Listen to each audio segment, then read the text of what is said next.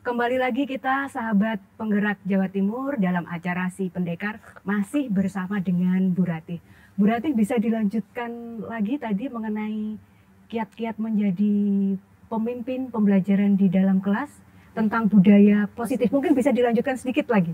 Baik, budaya positif ini sebenarnya ada perubahan di dalam kurikulum Merdeka. Ya, jadi kalau dulu paradigmanya adalah stimulus respon. Guru memberikan reward and punishment. Guru menekan muridnya akan membalas, begitu ya. Jadi anak-anak besok tugasnya harus dikerjakan seperti ini, kalau tidak nanti nilainya jelek. Nah, seperti itu stimulus respon.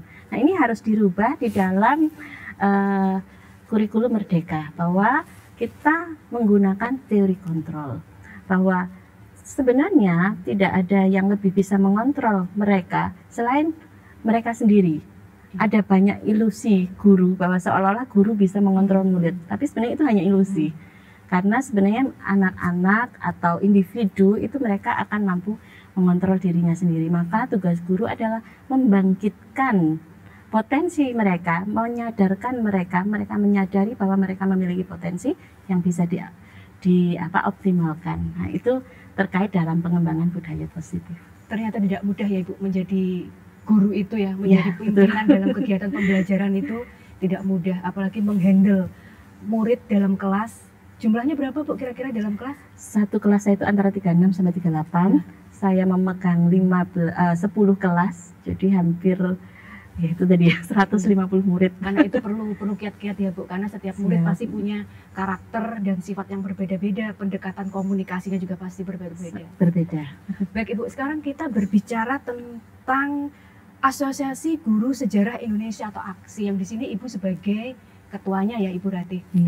Nah, ini tujuan berdirinya komunitas ini, kemudian latar belakangnya apa Ibu?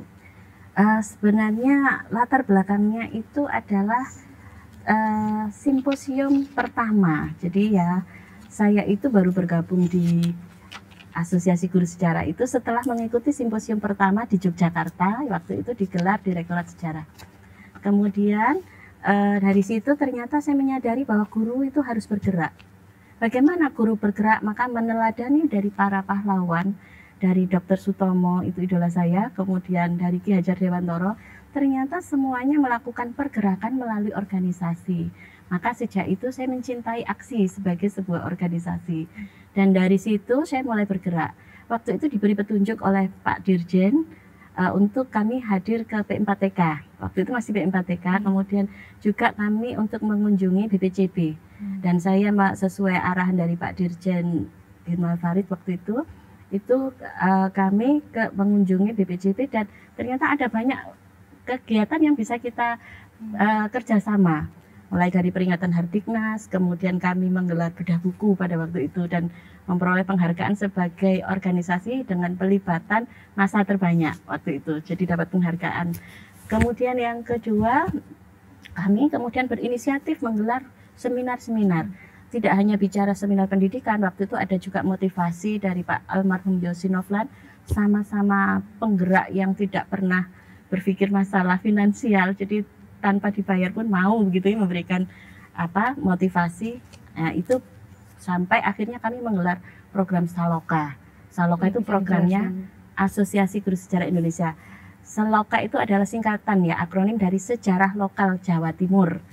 Nah, kami sudah melakukan 4 kali Saloka. Yang pertama Kabupaten Ngawi disupport oleh pemerintah kabupaten, Pak Bupati. Kemudian yang kedua adalah Kabupaten Trenggalek, kemudian Surabaya, dan yang terakhir adalah Madiun. Bahkan sampai pada proyek pembuatan modul ajar begitu.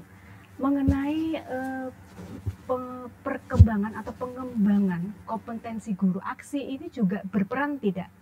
Sangat berperan. Ya, misalnya dengan kegiatan-kegiatan apa itu Ibu?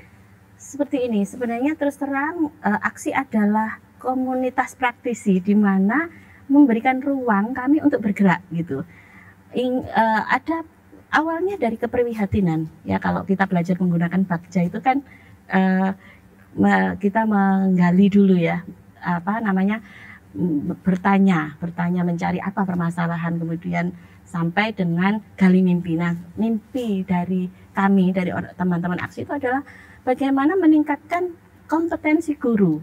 Yang guru yang tadinya mengajar hanya berupa mengajak anak-anak hafalan fakta, ini bagaimana kita rubah mindsetnya bahwa mereka harus mengembangkan keterampilan berpikir. Nah, ini tidak bisa kami lakukan melalui hanya bicara begitu. Kami harus bergerak. Makanya kami menggelar pelatihan-pelatihan.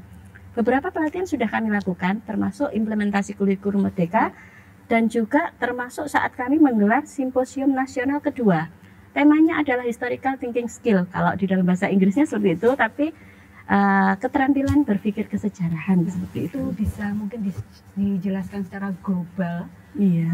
Materi-materi pelatihan yang berkaitan dengan itu apa saja itu? Kalau bicara tentang keterampilan berpikir kritis, ini sangat cocok ya dengan kurikulum Merdeka. Anak-anak diajak menalar, diajak literasi, kemudian sehingga mereka materi sejarah itu kan sangat banyak, betul. Dan tersebar di mana-mana. Kalau kita mengajarkan materi, maka ini mudah sekali out of date. Jadi maka yang kita ajarkan adalah keterampilan berpikirnya. Dan kami punya banyak ahli. Yang besok kami adakan pelatihan di hari Jumat besok itu ada pelatihan kepemimpinan pembelajaran. Salah satunya Pak Marvianto, beliau juga seorang instruktur guru penggerak, juga mengajar praktek sekarang. Selain Pak Marvi juga ada bedah buku. Bedah buku itu karena apa? Materi, konten sebenarnya. Jadi selain berbicara tentang pedagogis itu bagaimana cara guru mengajar, membuat media supaya menyenangkan. Metodenya harus bagus. Kalau nggak sesuai kan kadang pembelajaran tidak akan tepat sasaran gitu. Dan juga bagaimana guru harus cerdas menerapkan keterampilan berpikir, mengupdate kemampuan berpikir anak begitu. Saya tertarik ini dengan kalimat keterampilan berpikir. Nah, keterampilan berpikir ini apakah siswa ini nanti juga dituntut punya keahlian keterampilan berpikir juga, Ibu? Bukan hanya gurunya. Iya, dan itu memang yang sesuai dengan ruhnya di kurikulum Merdeka. Ini patokannya adalah capaian pembelajaran di CP. Di dalam CP itu ada 2 elemen. Jadi ada elemen proses dan elemen materi. Jadi, di elemen proses inilah keterampilan berpikir diolah, dan itu ada tahapan-tahapannya. Jadi ada yang disebut evidensi, ada yang disebut continuity begitu ya. Itu di dalam pembelajaran sejarah. Atau kalau kita bahasa Indonesianya evidensi itu bahwa sejarah itu butuh bukti, begitu bukti. Jadi bahwa ini bukan sesuatu yang mengarang gitu. Kemudian kalau continuity adalah bicara tentang keberlanjutan seperti itu. Baik Ibu, lebih menarik diskusi kita di segmen ini, tapi sekali lagi kita break sebentar ya Ibu, nanti kita kembali lagi. Baik. Sahabat Penggerak Jawa Timur, semakin menarik perbincangan kita kali ini, namun kita break sesaat, nanti kita kembali lagi.